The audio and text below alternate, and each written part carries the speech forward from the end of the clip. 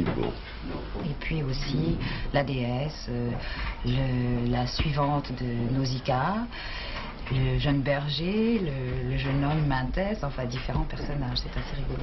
Claude Jade, vous tournez actuellement dans nos studios d'FR3 un film de Jean de Vévert, Ulysse est revenu. Nous avons d'ailleurs vu les images tout à l'heure au générique. Et vous y jouez le rôle d'Athéna, qui est une jeune journaliste, c'est ça? Oui, c'est plus compliqué que ça. Effectivement, je suis Athéna. Parce que ce qu'on oublie souvent dans la littérature moderne ou au théâtre quand on traite du sujet de l'Odyssée, on dit toujours qu'Ulysse est très, très malin, très fort, etc. Mais ce qu'on oublie et ce que Mère a toujours dit, c'est qu'il ne serait pas ce qu'il est si Athéna n'était pas derrière pour lui donner le petit coup de pouce. Alors évidemment je suis journaliste, mais je suis aussi la déesse qui se transforme en journaliste, qui apparaît aussi à Ulysse sous les traits d'un jeune homme. Alors je porte une barbe, ce qui est assez curieux. Elle se transforme en jeune berger, en suivante de Nausicaa, et finalement en déesse casquée, cuirassée, etc., telle qu'on la voit dans le statuaire grec. Enfin voilà. C'est assez original donc. C'est très original parce que c'est un film qui est tourné sur 3 plans, dirais-je.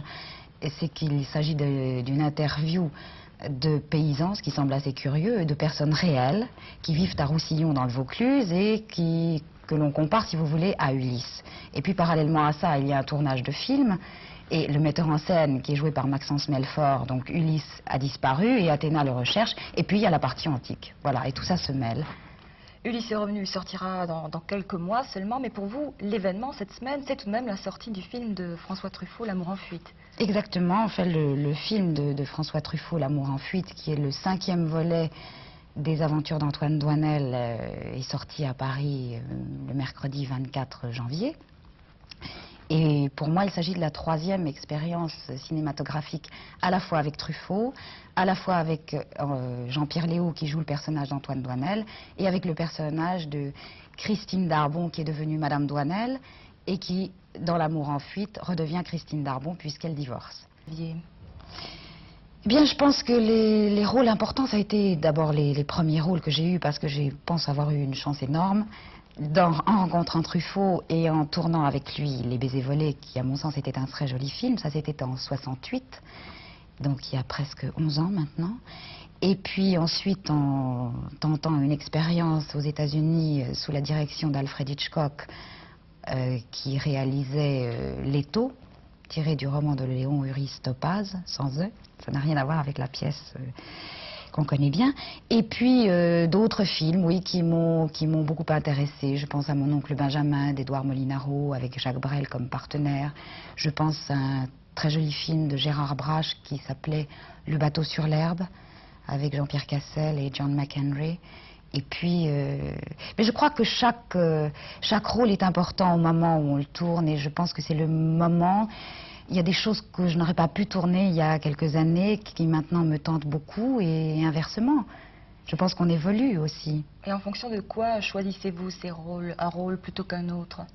Eh bien justement, je pense en fonction de mon envie de changer, que les rôles évoluent un peu avec mon âge, avec mon physique, avec tout ça. Donc il y a le scénario, il y a le metteur en scène, la sympathie qu'on peut avoir pour lui, il y a l'intérêt du film. Et puis il y a aussi les partenaires. Je crois que tout ça, ça forme un tout, et c'est important.